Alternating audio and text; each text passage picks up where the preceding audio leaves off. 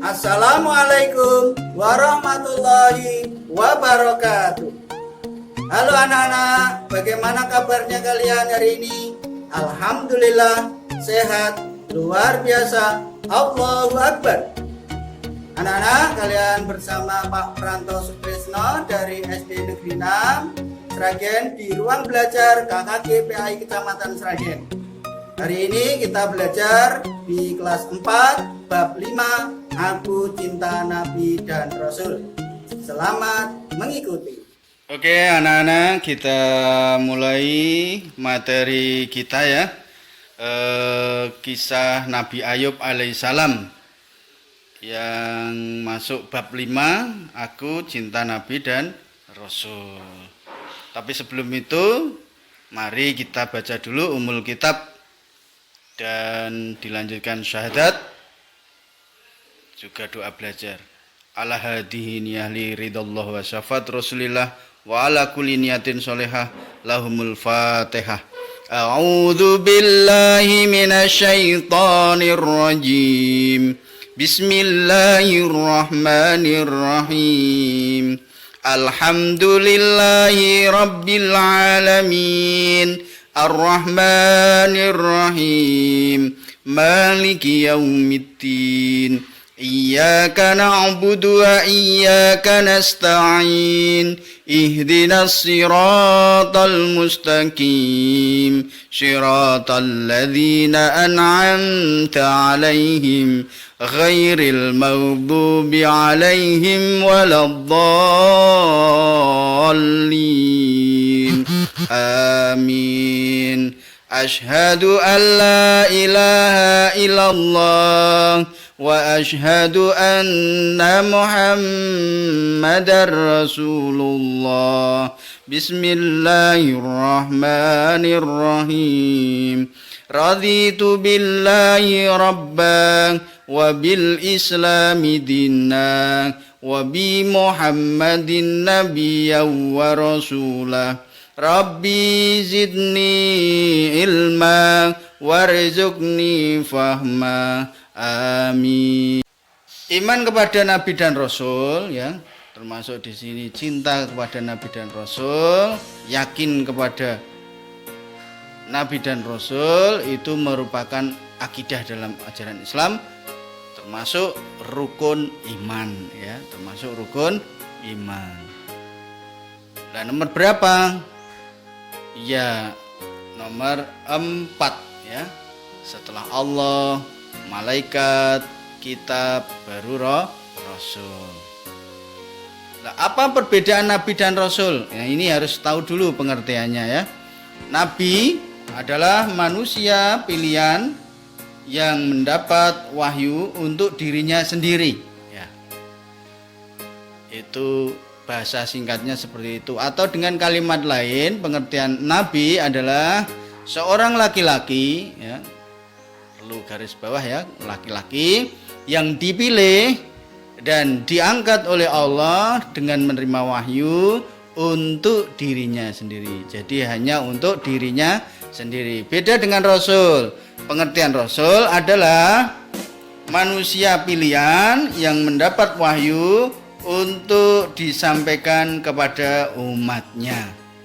Nah, atau dengan kalimat lain yang hampir sama dengan di atas tadi, seorang Rasul adalah seorang laki-laki yang dipilih dan diutus oleh Allah, diangkat oleh Allah dengan menerima wahyu untuk dirinya sendiri dan disampaikan kepada umatnya. Jadi Rasul itu selain untuk dirinya sendiri, wahyu itu wajib disampaikan kepada seluruh umatnya. Artinya bahwa Nabi belum tentu Rasul, sedangkan Rasul sudah pasti Nabi. Nah, ini kalau kita kaji tentang persamaan dan perbedaan Nabi Rasul. Nabi yang wajib kita imani di dalam Al-Quran ada 25 ya, ada 25 Rasul. Nah, Nabi yang pertama yaitu Nabi Adam alaihissalam atau biasa diberi gelar Abul Bashar, jadi bapaknya para manusia. Sedangkan Nabi yang terakhir Khotamul Anbiya wa Rasul ya, Khotamul Anbiya wal Mursalin itu adalah Nabi Muhammad sallallahu alaihi wasallam. Jelas anak-anak ya sampai sini ya. Nah, sekarang Nabi Ayub. Ya. Nabi Ayub seperti yang terlihat di slide ya, tempat istirahatannya di pegunungan Asouf, Lebanon, ya, Pegunungan Koroh, Arab Selatan. Tempat tinggalnya Arab Timur Laut. Ya, gelarnya Nabi, belakangnya ada alaihi salam atau keselamatan atasnya. Istrinya itu bernama Rohmah atau biasa dipanggil Siti Rahmah atau Rohmah binti Efram. Ya. Anaknya ya Haumal, Isr, Yemima, Kezia, dan orang tuanya itu bernama Mus. Jadi Ayub bin Mus bapaknya ya. Oke.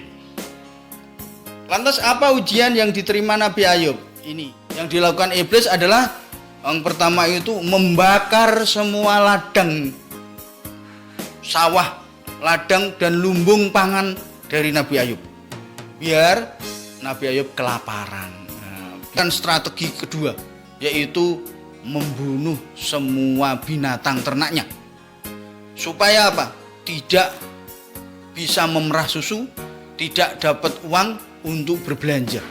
Dilakukan iblis yang ketiga adalah membunuh putra-putrinya. Iblis marah-marah. Ini Ayub ini kurang ajar. Sudah tak bakar semua pangan makanannya, sudah tak bunuh semua hewan ternaknya, tak bunuh juga semua anak-anaknya. Kok masih sabar juga, masih tabah juga. Oh, ini tak kirim penyakit yang mengerikan. Nah, akhirnya iblis mengganggu dengan cara mengirimkan penyakit aneh ya, semacam kusta yang terjadi. Nabi Ayub itu sakit kulit yang mengerikan. Nah, Nabi Ayub ya ketika dalam keadaan parah-parahnya seperti itu terlontar sumpah amarahnya ya. Ketika dalam keadaan yang mengerikan seperti itu ya, sendiri malah istrinya meninggalkan. Nah, ini cobaan yang berikutnya. Akhirnya beliau bersumpah, kalau aku sembuh nanti istriku akan aku pukul 100 kali. Nah, seperti itu. Tapi walaupun demikian, ternyata ketika sembuh dan istrinya kembali, Siti Rahmah kembali, itu hanya dipukul sekali saja dengan lidi 100 ya. Hingga kemudian diberi mukjizat oleh Allah, menghentakkan kakinya ketika terkulai ya. Menghentakkan kakinya, keluar air kesembuhan. Air mukjizat untuk minum, untuk mandi, untuk berwudu, membasuh muka semua, sehingga luka-lukanya itu hilang seketika ya. Kulitnya menjadi segar kembali ya. Masya Allah ya. Itulah air mukjizat yang dimiliki dari Nabi Ayub setelah menderita sakit 7 tahun. Itu anak-anak ya. Jadi teladannya yang pertama adalah tetap tawaduk, tetap rendah hati, tidak sombong ya. Kemudian tetap sabar, tabah ya, walaupun ujiannya luar biasa ya. Kita juga seperti itu ya. Di dunia ini tetap selalu ada ujian. Siapapun selalu mendapat ujian. Kita harus sabar, tabah. Kemudian ikhlas dalam beramal. Nah, itu anak-anak ya. Dari dipahami ya anak-anak ya, insya Allah ya. Siapa anak soleh bilang saya. Siapa anak soleh bilang saya. Siapa anak soleh, dan tentunya begitu. Anak soleh siap belajar, anak soleh siap lanjut belajarnya. Iya. Lanjut kepada subtema yang kedua, kisah Nabi Musa alaihi salam. Agak berbeda ya dengan Nabi Ayub. Nabi Musa ini hidup pada zaman Raja Fir'aun. Anak-anak tahu ya Raja Fir'aun ya, siapa ya? Nama aslinya Ramses II. Ya, Ramses II, raja yang sangat kejam dan sangat sombong sehingga mengaku sebagai Tuhan yang harus disembah.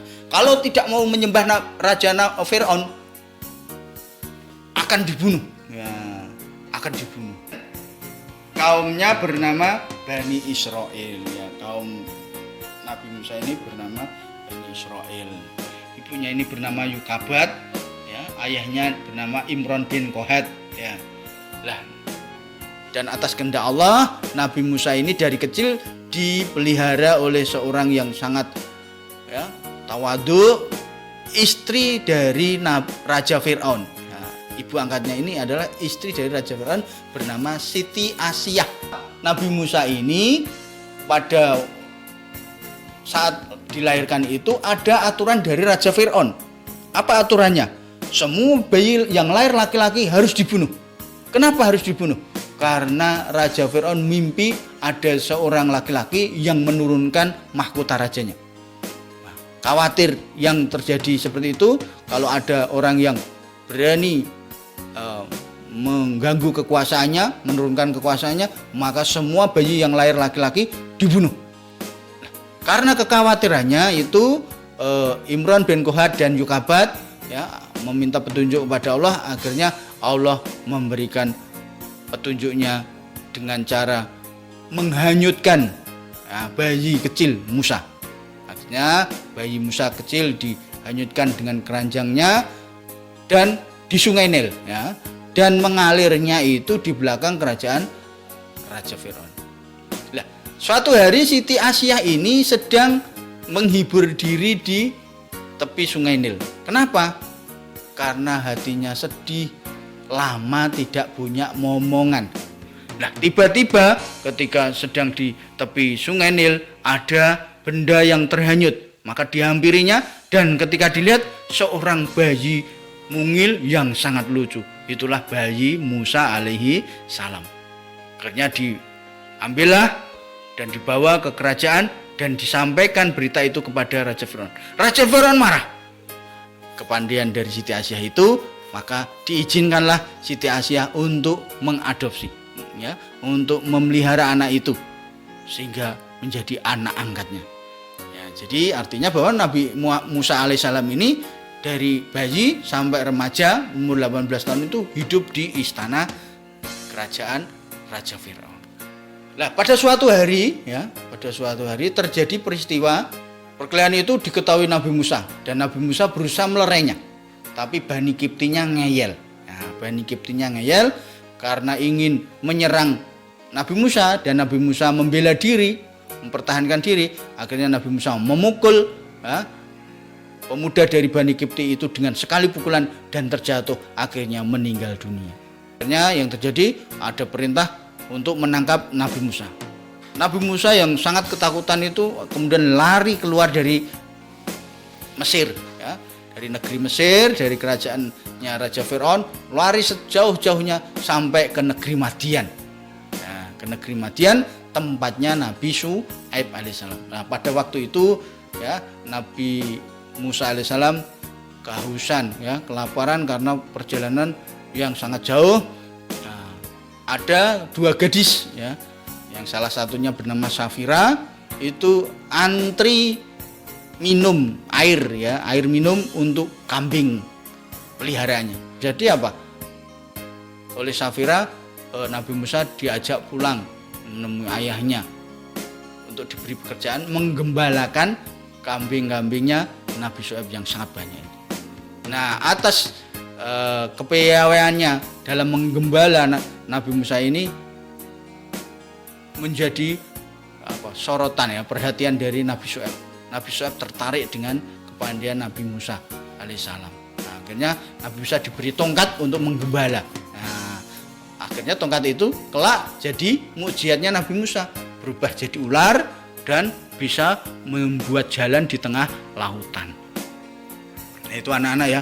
Nah, di negeri Madian itu selama 10 tahun. Nah, karena sudah dewasa, maka Nabi Syuaib menghendaki untuk menikahkan Safira dengan Nabi Musa. Nah, karena sudah cukup lama, tugas untuk kembali ke Mesir mendakwai Raja Firaun pun dilakukan. Akhirnya oleh Allah diberi teman seorang nabi, yaitu Harun, saudara sepupunya sendiri. Nah itu anak-anak. Singkat cerita mereka kemudian ke Mesir. Nah, dalam perjalanannya mereka beristirahat di Bukit Sinai atau Bukit Tursina, Gunung Sinai atau Bukit Tursina ya. Mereka menerima Nabi Musa menerima wahyu berupa kitab Taurat untuk diajarkan kepada umatnya. Nah itu menjadi bekal untuk umatnya. Nah, sampai di Mesir sudah dihadang oleh banyak sekali tukang-tukang sihir, ya, tukang-tukang sihir dari kerajaan Firaun. Akhirnya tukang sihir itu melemparkan tali-tali kecil, menjadi ular kecil yang siap menggigit Musa dan Harun. Nabi Musa pun kaget. Akhirnya malaikat Jibril mendatangi Nabi Musa untuk memerintahkan untuk melemparkan tongkatnya. Tongkat pemberian Nabi Shu'aib dilemparkan ke tanah menjadi ular yang sangat besar dan memakan ular-ular kecil itu. Masya Allah, itu mukjizat Nabi Musa alaihi salam. Dari situ ya tukang sihir pun sadar bahwa perbuatan apa yang dilakukan Nabi Musa ini bukan sihir tetapi mukjizat dari Allah. Mereka sebagian pun beriman kepada Allah dan menjadi pengikut Nabi Musa. Karena kejadian ini maka Firaun marah sekali. Akhirnya memerintahkan semua pasukannya untuk menangkap Musa dan pengikutnya, akan dihukum mati. Akhirnya Nabi Musa pun melarikan diri bersama pengikutnya, lari terus dalam pengejaran sampai mentok tidak ada jalan lagi karena sampai pada Laut Merah. Di Laut Merah, wah, maju tenggelam, mundur dibunuh. Maka Nabi Musa pun bingung. Akhirnya Jibril mendatangi Nabi Musa dan membawa wahyu untuk memerintahkan tongkatnya itu dipukulkan ke laut. Nabi Musa pun melakukannya, memukulkan tongkatnya itu, dan yang terjadi adalah airnya menyibak menjadi jalan yang kemudian dilewati oleh Nabi Musa dan pengikutnya sampai kepada tepi pantai seberang sana. Terus perjalanan dilakukan dan alhamdulillah selamat. Nah, Raja Firaun dan pengikutnya pun mengikuti jalan itu. Tapi di tengah jalan Raja Firaun itu kaget karena apa? Nabi Musa memukulkan kembali tongkatnya itu ke laut dan lautnya itu kembali menjadi samudra. Raja Firaun dan pengikutnya pun tenggelam. Memang di dalam Al-Quran diceritakan bahwa Raja Firaun ini sempat bertobat, tapi ya karena nyawa sudah sampai tenggorokan, tobatnya itu tidak diterima oleh Allah. Anak-anak, jadi mujizat Nabi Musa adalah tongkatnya berubah menjadi ular besar, tongkatnya bisa membuat lautan, dan kita tahu dan keteladanan dari Musa adalah kesabaran dan ketabahan. Ulul asmi para nabi, rasul yang memiliki ketabahan, keberaniannya dalam berdakwah, mengakui kesalahan, suka menolong, kuat, tegas. Dan anak kita lanjutkan dengan kisah Nabi Harun. Ya, jadi tadi sudah Pak Guru singgung bahwa Nabi Harun ini saudara sepupu dari Nabi Musa dan Harun dikatakan sebagai dwi tunggal, yang menyatu. Kenapa? Nabi Musa itu dapat keberaniannya, Nabi Harun itu dapat kecerdasannya. Cerdas sekali.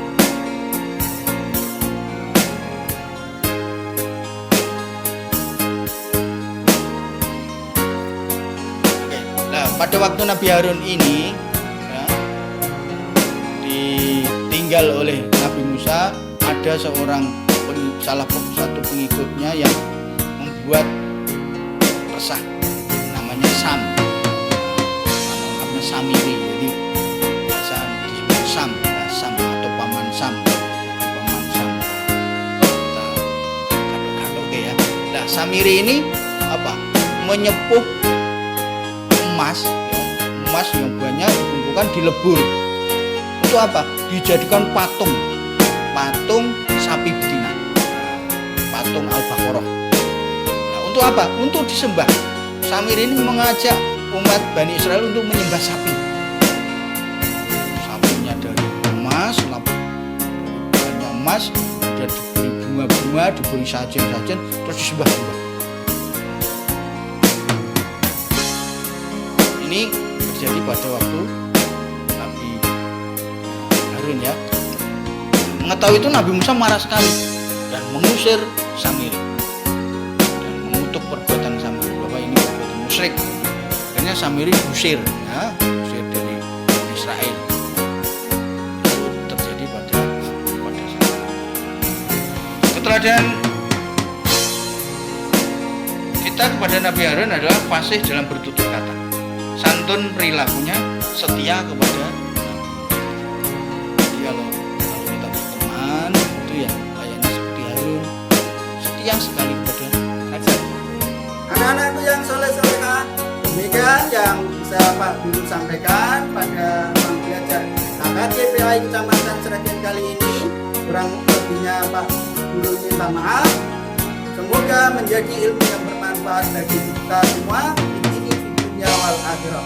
Amin ya rabbal alamin. Akhirul kalam, wabillahi taufiq wal hidayah. Assalamualaikum warahmatullahi wabarakatuh.